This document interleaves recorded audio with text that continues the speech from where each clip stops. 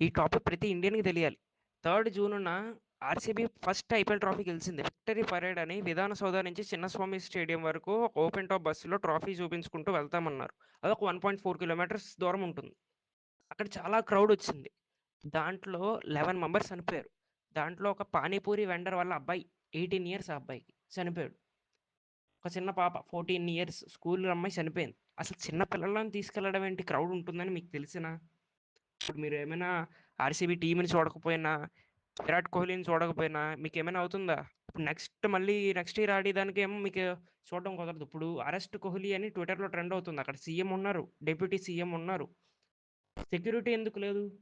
మళ్ళీ దీన్ని చూసి సీఎం ఏమన్నారో తెలుసా? Nobody has expected so much of crowd. Expect చేయకుండా ఎలా ఉంటారు సార్ మీరసలు? ఒక ఐపీఎల్ టీము 18 ఇయర్స్ తర్వాత ఐపీఎల్ ట్రోఫీ గెలిచిందంటే క్రౌడ్ ఉంటుంది గదా! నేను ఈ టాపిక్ మీద ఒక ఫుల్ లెంగ్త్ వీడియో చేస్తా. ప్లీజ్ చూడండి దాన్ని.